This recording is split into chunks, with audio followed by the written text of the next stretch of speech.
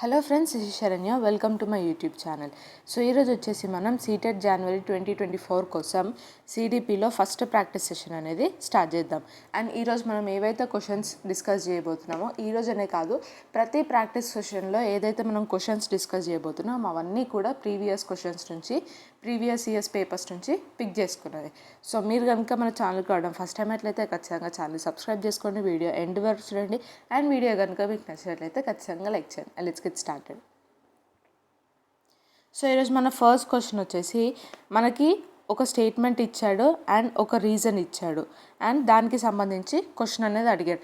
మీరు previous years questions కనుక observe చేసినట్లయితే ఈ మోడల్ క్వశ్చన్స్ అనేవి మీకు ఎక్కువగా అడుగుతున్నాడు. అంటే ఒక స్టేట్మెంట్ ఇచ్చి ఒక రీజనింగ్ ఇచ్చేసి ఈ స్టేట్మెంట్ కరెక్టా, ఈ రీజన్ ఈ స్టేట్మెంట్కి కరెక్ట్ ఎక్స్ప్లెనేషనా, సో ఇలాంటి క్వశ్చన్స్ అనేవి ఎక్కువగా అడుగుతున్నారు. సో మీరు కూడా ఇలాంటి క్వశ్చన్స్ పైన కొంచెం ఎక్కువ ఫోకస్ అనేది పెట్టండి. సో మనకి స్టేట్మెంట్ ఏమి ఇచ్చాడు? To facilitate critical thinking among learners, teachers should expose them to divorce situation and different perspectives. So పిల్లల్లో క్రిటికల్ థింకింగ్ అనేది డెవలప్ చేయడం కోసం, అసలు క్రిటికల్ థింకింగ్ డెవలప్మెంట్ అంటే ఏంటి? క్రిటికల్ థింకింగ్ అంటే ప్రతీది కూడా వస్తుంది. అంటే అబ్జర్వింగ్ కానివ్వండి, అప్లయింగ్, ఏదైనా మనం చూసి నేర్చుకున్నాం, అబ్జర్వ్ చేసి ఒక విషయాన్ని నేర్చుకున్నాం అనుకోండి, దాన్ని అప్లై చేయడం కానివ్వండి, ఏదైనా ఒక కాన్సెప్ట్ని అనలైజ్ చేయడం కానివ్వండి, సింథసైజ్ చేయడం కానివ్వండి, ప్రతీది కూడా ఏదైతే ఇంటలెక్చువల్ థింకింగ్ కిందకు వస్తుందో అదంతా కూడా, అంటే ఈ అబ్జర్వింగ్ కానివ్వండి, అనలైజింగ్ కానివ్వండి, అప్లయింగ్ కానివ్వండి, సింథసైజింగ్ కానివ్వండి, ఇవన్నీ కూడా క్రిటికల్ థింకింగ్ కిందకే వస్తాయి. సో ఒక ఇంటలెక్చువల్ థింకింగ్ అనేది పిల్లల్లో డెవలప్ చేయాలి అంటే టీచర్ పిల్లల్ని డిఫరెంట్ సిచ్యువేషన్స్కి, ఎప్పుడు క్లోజ్డ్ రూమ్లో, ఒక 4 క్లోజ్డ్ క్లాస్ రూమ్లో కాకుండా బయట కూడా చాలా సిచ్యువేషన్స్కి పిల్లల్ని ఎక్స్పోజ్ చేయాలి, వాళ్ళకి ఆపర్చునిటీస్ ఇవ్వాలి అండ్ డిఫరెంట్ పర్స్పెక్టివ్స్కి పిల్లల్ని ఎక్స్పోజ్ చేయాలి. ఇలా చేయడం ద్వారా పిల్లలు క్రిటికల్ థింకింగ్ అనేది నేర్చుకుంటారు అని చెప్పడం ఒక స్టేట్మెంట్. ఇప్పుడు మనకు రీజన్ ఏమి ఇచ్చాడు? Students learn and enrich their abilities to think critically and creatively as they engage in conversations among across differences. So మనకు ఒక రీజన్ ఏమి ఇచ్చాడు? పిల్లలు వాళ్ళ అబిలిటీస్ని, వాళ్ళ క్యాపబిలిటీస్ని ఎప్పుడు డెవలప్ చేసుకుంటారు? వాళ్ళలో ఉన్న క్రియేటివిటీని కానివ్వండి, వాళ్ళల్లో క్రిటికల్ థింకింగ్ కానీ ఎప్పుడు డెవలప్ చేసుకుంటారు?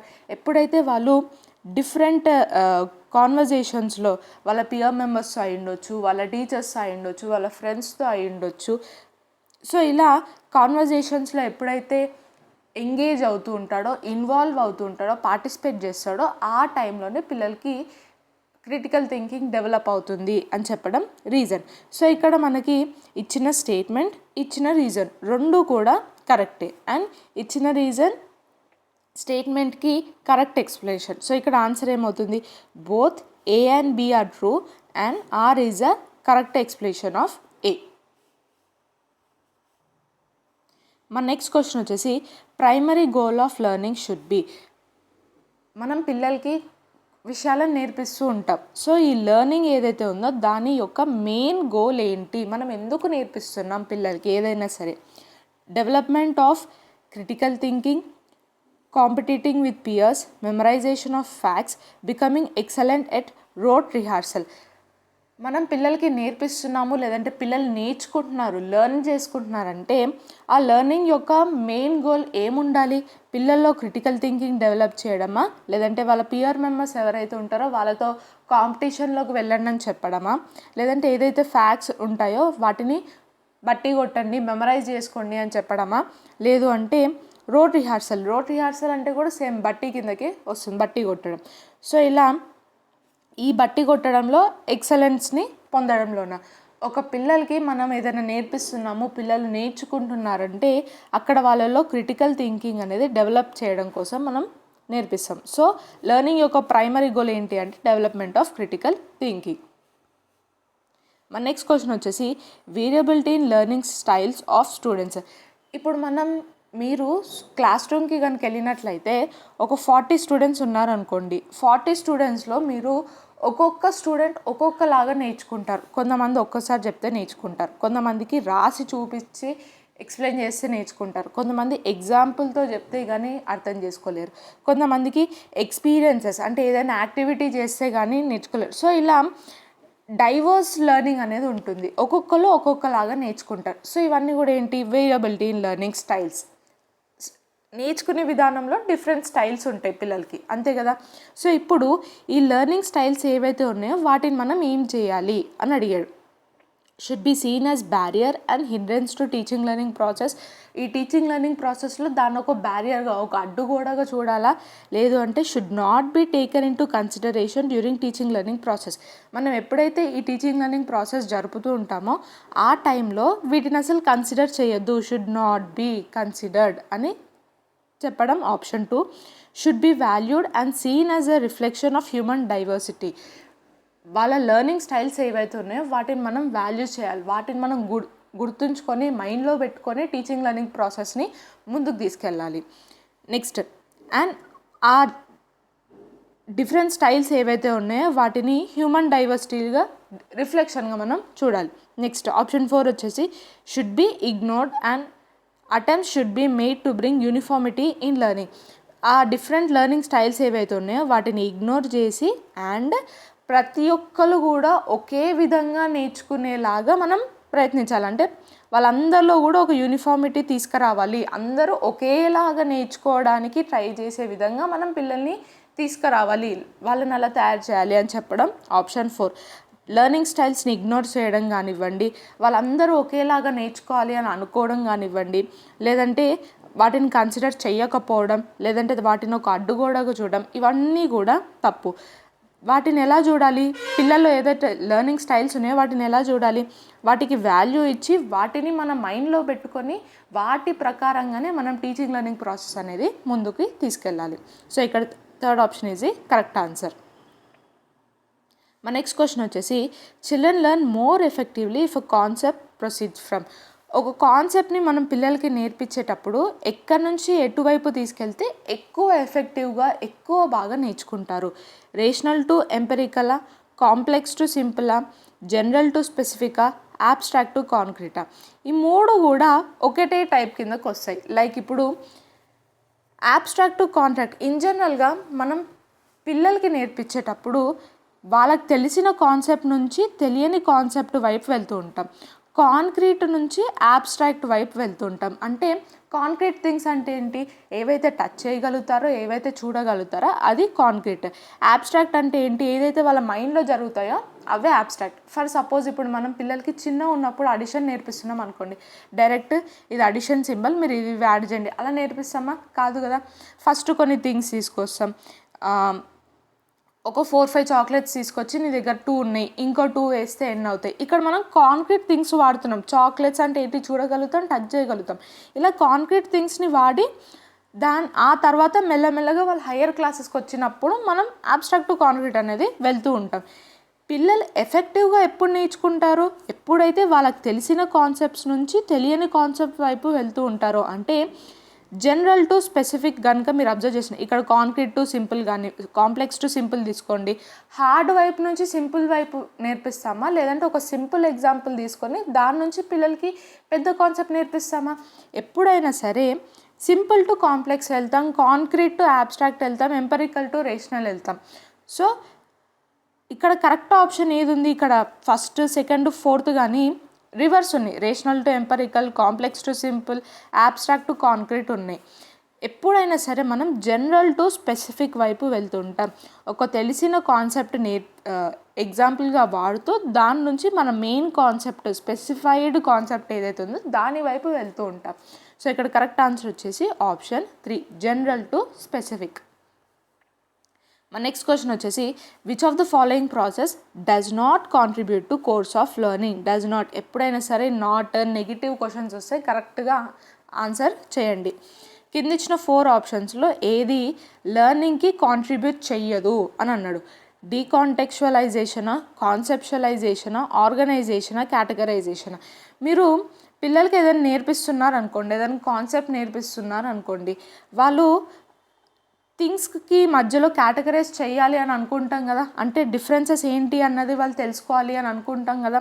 ఫర్ సపోజ్ షేప్స్ అనే ఒక కాన్సెప్ట్ గురించి నేర్పించాం, పిల్లలు కేటగరైజ్ చేయగలగాలి కదా మనం షేప్స్ నేర్పించినప్పుడు.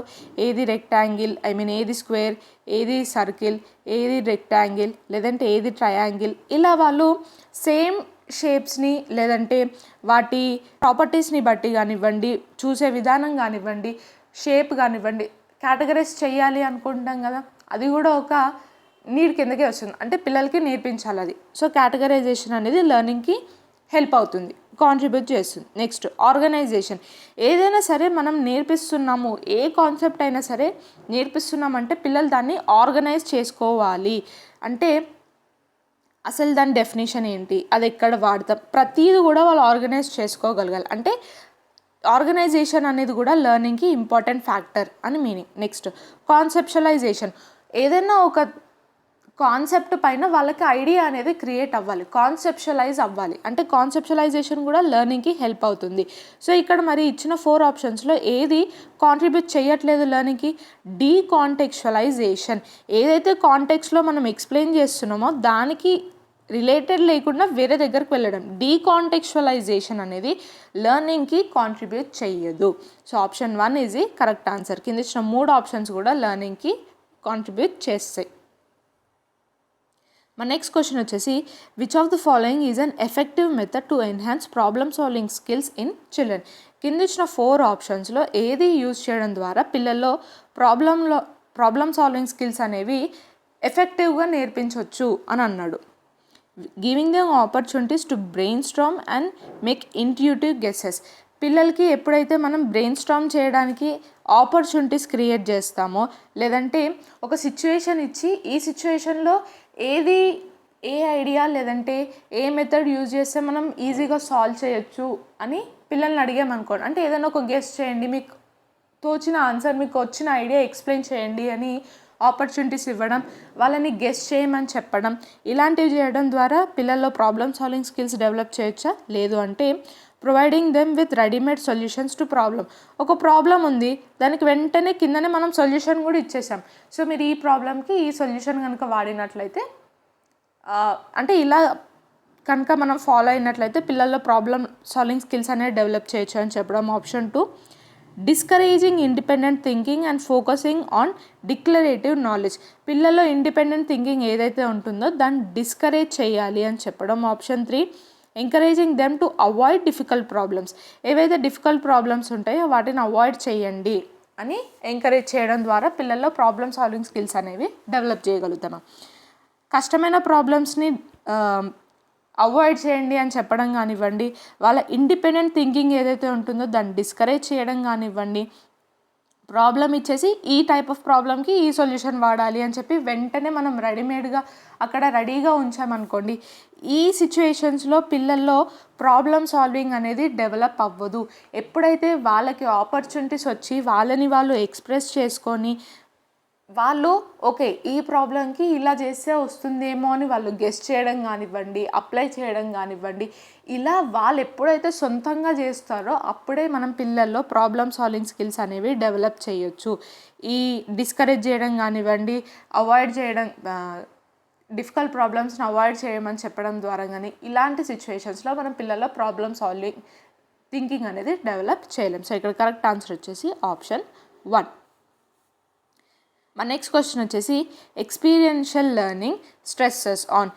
ఎక్స్పీరియన్షియల్ లెర్నింగ్ అంటే ఏంటి? ఇప్పుడు మనం పిల్లలకి లెర్నింగ్ అనేది అందిస్తున్నాం. ఆ అందించడం కూడా ఎలా అందిస్తున్నాం? ఎక్స్పీరియన్సెస్ ద్వారా, అంటే యాక్టివిటీస్ ద్వారానో లేదంటే ఎక్స్పెరిమెంట్స్ చేయడం ద్వారానో, ఇలా హ్యాండ్స్ ఆన్ యాక్టివిటీస్ ద్వారా ఎక్స్పీరియన్షియల్ లెర్నింగ్ అనేది ఇస్తున్నాం. అంటే జస్ట్ బోర్డ్ పైన ఎక్స్ప్లెయిన్ చేయడం ద్వారా కాకుండా ఎక్స్పీరియన్సెస్ తోటి హ్యాండ్స్ ఆన్ యాక్టివిటీ, ఏదో ఒక యాక్టివిటీయో ఎక్స్పెరిమెంటో చేస్తూ అలా లెర్నింగ్ అనేది అందిస్తున్నాం. ఈ ఎక్స్పీరియన్షియల్ లెర్నింగ్ అనేది దేనిపైన ఫోకస్ చేస్తుంది, దేన్ని స్ట్రెస్ చేస్తుంది అని అన్నాడు. Learning as a product rather than process. ఇప్పుడు మనం ఆలోచించండి, లెర్నింగ్ ప్రాసెస్ అనేది జరుగుతుంది, మనం దేనిపైన ఫోకస్ చేస్తాం? రిజల్ట్ పైన ఫోకస్ చేస్తామా లేదంటే లెర్నింగ్ ప్రాసెస్ పైన ఫోకస్ చేస్తామా? లెర్నింగ్ ప్రాసెస్ పైన ఫోకస్ చేస్తాం. ఎందుకంటే ఈ లెర్నింగ్ ప్రాసెస్ పైన ఫోకస్ చేస్తేనే కదా పిల్లలు ఎంత నేర్చుకుంటున్నారు, ఎలా నేర్చుకుంటున్నారు, ఎక్కడ ప్రాబ్లం ఫేస్ చేస్తున్నారు, ఇవన్నీ తెలుసుకొని మనం మళ్ళీ నెక్స్ట్ ఏదో ఒకటి చేయగలుగుతాం. ప్రోడక్ట్ పైన మనం ఎప్పుడు కూడా ఫోకస్ చెయ్యము, గుర్తుంచుకోండి. లెర్నింగ్ ప్రాసెస్ పైన ఫోకస్ చేస్తాం, ఎందుకంటే పిల్లలు ఎంత నేర్చుకున్నారు, ఎలా నేర్చుకున్నారు అనేది మనకు తెలుస్తుంది కాబట్టి. Next, importance of critical reflection. Experiential learning ద్వారా క్రిటికల్ రిఫ్లెక్షన్ పైన ఇంపార్టెన్స్ చూపిస్తుంది, స్ట్రెస్ చేస్తుంది అని చెప్పడం. క్రిటికల్ రిఫ్లెక్షన్ అంటే ఏంటి అంటే ఒక మీనింగ్ మేకింగ్ అనమాట. ఏదైనా నేర్చుకుంటున్నామంటే దాని వెనుక ఉన్న మీనింగ్ ఏంటి, ఒక మీనింగ్ మేకింగ్ ప్రాసెస్ పైన ఫోకస్ చేస్తుందని అర్థం. అదైతే కరెక్టే. ఎక్స్పీరియన్షియల్ లెర్నింగ్ ద్వారా మనం ఒక మీనింగ్ మేకింగ్ ప్రాసెస్ ద్వారానే వెళ్తూ ఉంటాం, ఇదైతే కరెక్టే. Next, control of teacher on learning of children. పిల్లలు ఏదైతే నేర్చుకుంటున్నారో ఆ లెర్నింగ్ పైన కంట్రోల్ మొత్తం టీచర్కి ఉండడం కోసం, అంటే దీనిపైన ఎక్స్పీరియన్షియల్ లెర్నింగ్ స్ట్రెస్ చేస్తుంది అని చెప్పడం. Option 3, the role of reinforcement and in learning. Reinforcement పైన ఫోకస్ చేస్తుంది. రీఇన్ఫోర్స్మెంట్ అంటే ఏదైనా ఒక పర్టికులర్ బిహేవియర్ని పిల్లలకి నేర్పించడం కోసం పదే పదే మనం రిపీట్ చేస్తూ ఉంటాం, దాన్ని మనం రీఇన్ఫోర్స్మెంట్ అంటాం ఇన్ జనరల్గా. సో ఇక్కడ ఎక్స్పీరియన్షియల్ లెర్నింగ్ అనేది దేనిపైన ఫోకస్ చేస్తుంది, దేన్ని స్ట్రెస్ చేస్తుంది, ఒక లెర్నింగ్ ప్రాసెస్ అనేది మీనింగ్ఫుల్గా ఉండాలి, ఎందుకు నేర్చుకుంటున్నాము, ఏం నేర్చుకుంటున్నాము అన్నది వాళ్ళకి అర్థం కావాలి.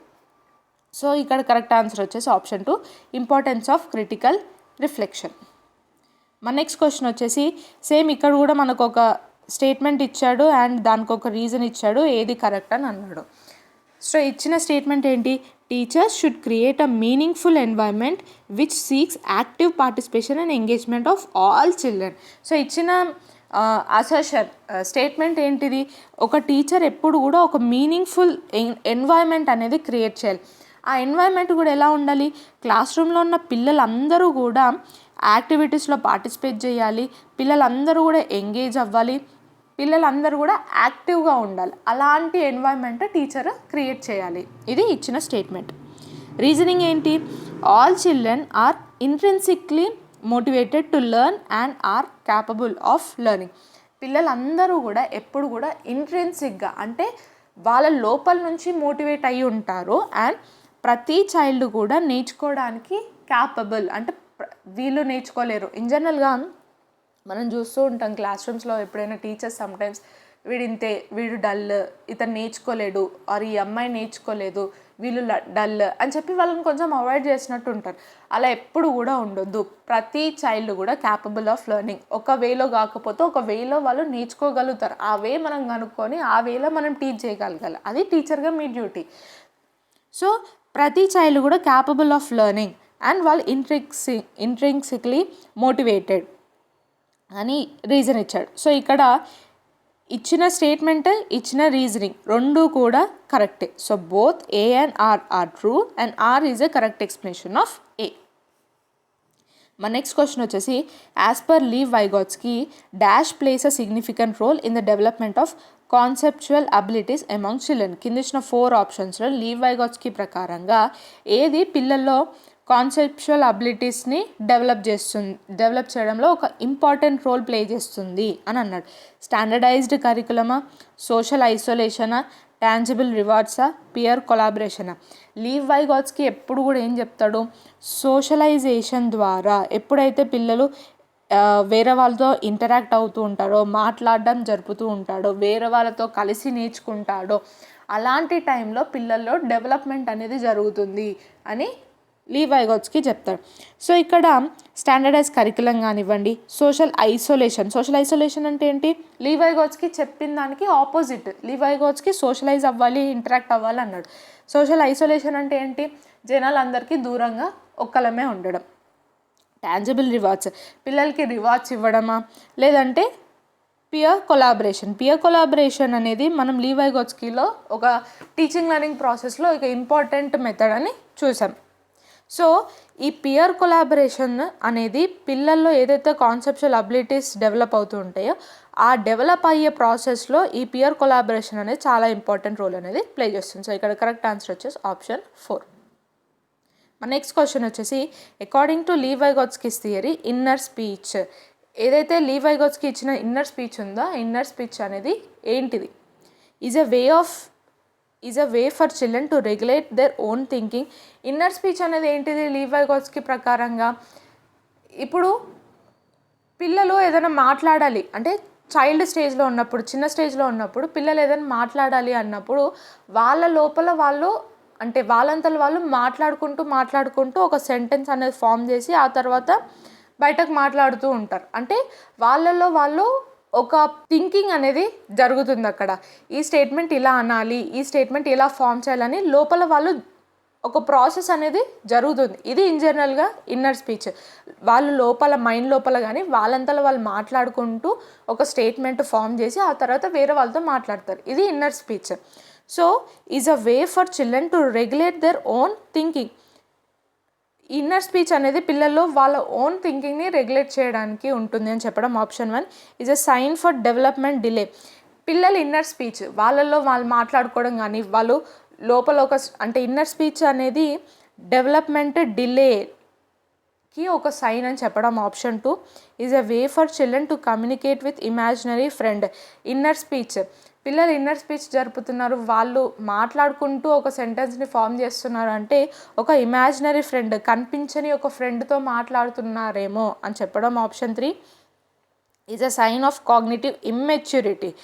కాగ్నిటివ్ ఇమ్మెచ్యూరిటీకి ఒక సైన్ అని చెప్పడం. ఆప్షన్ 4 ఇన్నర్ స్పీచ్ అనేది జరుపుతున్నాడు అంటే చైల్డ్ అక్కడ ఆలోచిస్తున్నాడు, ఒక సెంటెన్స్ని ఎలా ఫామ్ చేయాలి, ఎలా మాట్లాడాలి, అక్కడ థింకింగ్ అనేది డెవలప్ అవుతుంది. లీ వైగోట్స్కి ప్రకారంగా అక్కడ థింకింగ్ అనేది డెవలప్ అవుతుంది. వాళ్ళ సెల్ఫ్ థింకింగ్ కానివ్వండి, ఇండిపెండెంట్ థింకింగ్ కానివ్వండి అక్కడ డెవలప్ అవుతుంది అని చెప్పి లీ వైగోట్స్కి చెప్తాడు. సో ఇక్కడ కాగ్నిటివ్ ఇమ్మెచ్యూరిటీ కానివ్వండి, ఎవరో కనిపించని ఒక ఫ్రెండ్తో మాట్లాడుతున్నాడని కానీ, లేదంటే డెవలప్మెంట్ అనేది స్లోగా జరుగుతుంది అన్నది దానికి ఒక సైన్గా కానీ కాదు. అక్కడ is a way for children to regulate their own thinking. వాళ్ళ ఓన్ థింకింగ్ ఏదైతే ఉంటుందో దాన్ని డెవలప్ చేసుకుంటున్నారని అర్థం. సో ఇక్కడ option 1 is the correct answer. Next 4-year-old Aparna says button. మన షర్ట్ బటన్స్ ఉంటాయి కదా, button is alive because it helps to tie her shirt together. According to Jean పియాజే her thinking is categorized by. So ఒక 4-year-old ఎప్పుడైనా సరే గుర్తుంచుకోండి, ఒక question అడిగాడు అంటే ఆ చైల్డ్ అంటే ఇలా 4-year-old అపర్ణ ఇలా మనకి స్పెసిఫై చేసినప్పుడు మీరు దాని ప్రకారంగానే ఆలోచించాలి. 4-year చైల్డ్ గురించి ఆలోచిస్తూ ఉండాలి. జనరలైజ్ చేసి మీరు క్వశ్చన్స్కి ఆన్సర్స్ అనేవి చేయకూడదు. ఇలాంటి స్పెసిఫైజ్డ్ క్వశ్చన్స్ ఇచ్చినప్పుడు ఆ స్పెసిఫిక్ పాయింట్ గుర్తుంచుకొని మీరు ఆన్సర్ అనేది టిక్ చేయాలి. సో ఇక్కడ ఒక 4-year చైల్డ్ బటన్ అనేది ఒక లివింగ్ థింగ్ అని అనుకుంటుంది. సో జీన్ పియాజే ప్రకారంగా అది దేని కిందకు వస్తుంది? హైపోథెటికల్ డిడక్టివ్ థింకింగా, లేదంటే సెంట్రేషనా, ట్రాన్స్డక్టివ్ రీజనింగా, యానిమిస్టిక్ థింకింగా. చిన్నపిల్లలు ఇన్ జనరల్గా వాళ్ళ చుట్టూ ఉన్న ప్రతిదీ కూడా లివింగ్ థింగ్ అని అనుకుంటారు. ఆ లివింగ్ థింగ్ అనుకోవడాన్ని మనం ఏమని అంటాం? యానిమిజం అని అంటాం. యానిమిజం అంటే వాళ్ళ చుట్టూ ఉన్న థింగ్స్ ఏవైతే ఉంటాయో అవన్నీ కూడా లివింగ్ థింగ్స్ అని అనుకుంటారు పిల్లలు, దాన్ని యానిమిజం అంటారు. సో ఇక్కడ కూడా ఆ 4-year-old అపర్ణ బటన్ అనేది ఒక లివింగ్ థింగ్ అని అనుకుంటుంది. సో జీన్ పియాజే ప్రకారంగా దేని కిందకు వస్తుంది? Animistic thinking. Very simple. మన నెక్స్ట్ క్వశ్చన్ వచ్చేసి while dash agencies of socialization are predominantly important in infancy, dash agencies of socialization also become important in early childhood. ఇప్పుడు సోషలైజేషన్ ప్రాసెస్ కనుక గుర్తు తెచ్చుకున్నట్లయితే సోషలైజేషన్ ప్రాసెస్లో మనకి 2 types ఆఫ్ ఏజెన్సీస్ ఉంటాయి. ఏంటేంటి? ఒకటి ప్రైమరీ, 2 సెకండరీ. ప్రైమరీ సోషలైజేషన్ అంటే ఏంటి? మనం పుట్టిన తర్వాత ఫస్ట్ ఎవరితో సోషలైజ్ అవుతాం, ఎవరితో మాట్లాడతాం? ఫ్యామిలీ తోటి. సో ఫ్యామిలీ అనేది ప్రైమరీ సోషలైజేషన్ కిందకు వస్తుంది. ఆ తర్వాత నెక్స్ట్ ఎవరితో మాట్లాడతాం అంటే మన ఇన్ఫాన్సీ అయిపోయింది, ఆ తర్వాత మనం మెల్లగా స్కూల్లో జాయిన్ అయ్యే స్టేజ్కి వచ్చాం. సో సెకండరీ సోషలైజేషన్ అనేది స్కూల్ కిందకు వస్తుంది. స్కూల్ అనేది సెకండరీ సోషలైజేషన్ కిందకు వస్తుంది. ఎప్పుడైనా సరే ఎలాంటి క్వశ్చన్ అయినా గుర్తుంచుకోండి, ఫ్యామిలీ ఎప్పుడు కూడా ప్రైమరీ సోషలైజేషన్ కిందకే వస్తుంది, స్కూల్ ఎప్పుడు కూడా సెకండరీ సోషలైజేషన్ కిందకే వస్తుంది. స్కూల్ ఎప్పుడు ప్రైమరీ సోషలైజేషన్ కిందకి రాదు, ఫ్యామిలీ ఎప్పుడు సెకండరీ సోషలైజేషన్ కిందకి రాదు. ఈ విషయం చాలా బాగా గుర్తుంచుకోండి. సో ఇక్కడ క్వశ్చన్ ఏమన్నాడు అంటే ప్రైమరీ స్టేజ్లో ఉన్నప్పుడు, ఐ మీన్ ఇన్ఫాన్సీ స్టేజ్లో ఉన్నప్పుడు ఈ ఏజెన్సీ చాలా ఇంపార్టెంట్ రోల్ ప్లే చేస్తుంది. ఆ తర్వాత ఎర్లీ చైల్డ్హుడ్ స్టేజ్ కిందకు వచ్చినాక ఈ టైప్ ఆఫ్ సోషలైజేషన్ అనేది కూడా చాలా ఇంపార్టెంట్ అని చెప్పాడు. సో ఇన్ఫాన్సీ స్టేజ్లో ఉన్నప్పుడు ఏ సోషలైజేషన్ జరుగుతుంది? ప్రైమరీ సోషలైజేషన్ జరుగుతుంది. ఎర్లీ చైల్డ్హుడ్ స్టేజ్లో ఉన్నప్పుడు సోషలైజేషన్ జరుగుతుంది? సెకండరీ సోషలైజేషన్ జరుగుతుంది. సో ఇక్కడ కరెక్ట్ ఆన్సర్ ఏంటి? While primary agencies of socialization are predominantly important in infancy, secondary agencies of socialization also become important in early childhood. మన next question వచ్చేసి according to leave Vygotsky ప్రకారంగా కింద ఇచ్చిన 4 ఆప్షన్స్లో ఏది కరెక్ట్ ఆన్సర్ అని అన్నాడు. Language development facilitates cognitive development. Leave Vygotsky ప్రకారంగా లాంగ్వేజ్ డెవలప్మెంట్ అనేది కాగ్నిటివ్ డెవలప్మెంట్కి ఒక దారినిస్తుంది. అంటే లాంగ్వేజ్ డెవలప్మెంట్ జరిగిన తర్వాత పిల్లల్లో కాగ్నిటివ్ డెవలప్మెంట్ జరుగుతుంది. Next language development and cognitive development advance independent from each other.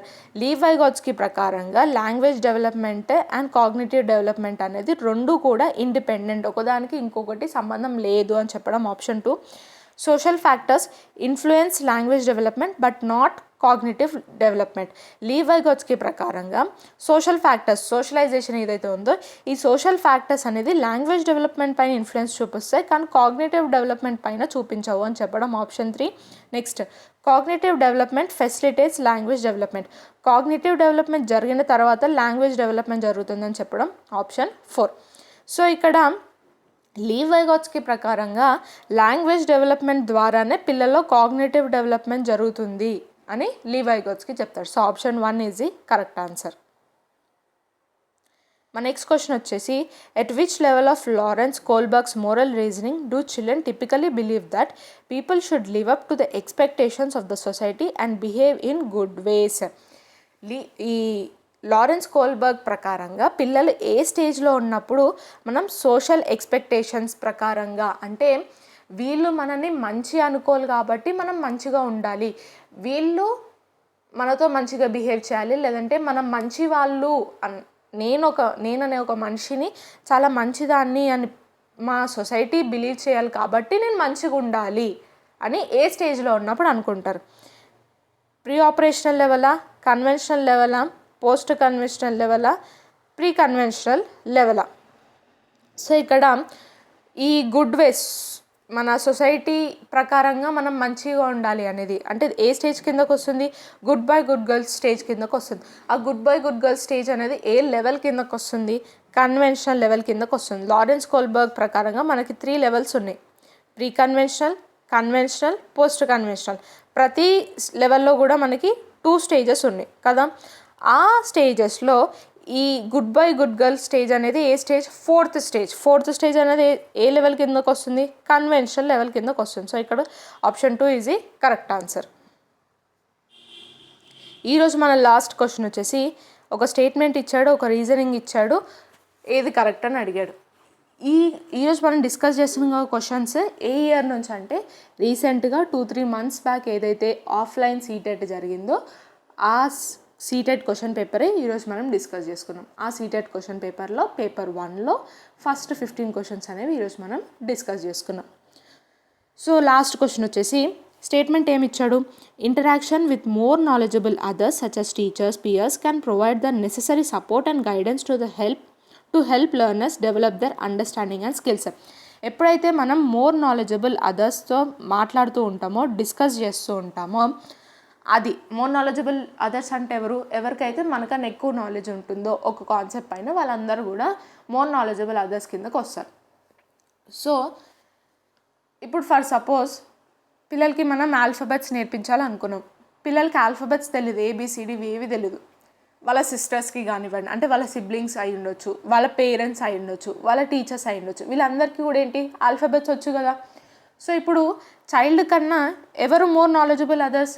Teachers, parents, siblings. Alphabets పైన ఈ చైల్డ్ కన్నా ఎవరికైతే ఎక్కువ నాలెడ్జ్ ఉందో వాళ్ళు మోర్ నాలెడ్జబుల్ అదర్స్ అని అర్థం. సో ఇక్కడ ఎప్పుడైతే మోర్ నాలెడ్జబుల్ అదర్స్తో డిస్కస్ చేస్తూ ఉంటారో, మాట్లాడుతూ ఉంటారో, ఈ లెర్నర్స్కి ఒక గైడెన్స్ వస్తుంది, ఒక సపోర్ట్ అనేది అందుతుంది. వాళ్ళ స్కిల్స్ డెవలప్ చేయడంలో కానివ్వండి, వాళ్ళ అండర్స్టాండింగ్ డెవలప్ చేయడంలో కానీ వాళ్ళకు ఒక గైడెన్స్ లాగా సపోర్ట్ లాగా ఉంటుంది అని స్టేట్మెంట్ ఇచ్చాడు. ఇదైతే కరెక్టే. Next, social interaction is key component of learning and development. ఇది కూడా కరెక్టే. ఎప్పుడైతే మనం సోషల్ ఇంటరాక్షన్ జరుపుతామో అక్కడ లెర్నింగ్ అనేది జరుగుతుంది, డెవలప్మెంట్ అనేది జరుగుతుంది. లెర్నింగ్ అండ్ డెవలప్మెంట్కి సోషల్ ఇంటరాక్షన్ ఒక కీ కాంపోనెంట్గా, ఒక ఇంపార్టెంట్ రోల్గా ప్లే చేస్తుంది. సో ఇక్కడ రీజనింగ్ కూడా కరెక్టే అండ్ ఇది దీనికి correct explanation. So both A and R are true and R is a correct explanation of A. So ఇవి ఈరోజు 15 క్వశ్చన్స్. ఈ 15 క్వశ్చన్స్లో మీరు ఎన్ని కరెక్ట్గా గెస్ చేయగలిగారు అన్నది నాకు కింద కమెంట్ సెక్షన్లో కమెంట్ చేయండి. అండ్ ఇది ఈరోజు వీడియో. ఈ వీడియో కనుక మీకు నచ్చినట్లయితే ఖచ్చితంగా లైక్ చేయండి, షేర్ చేయండి అండ్ సబ్స్క్రైబ్ చేయండి. మీకు ఎలాంటి డౌట్స్ ఉన్నా కూడా నాకు కింద కమెంట్ సెక్షన్లో కమెంట్ చేయండి. Thank you so much for watching.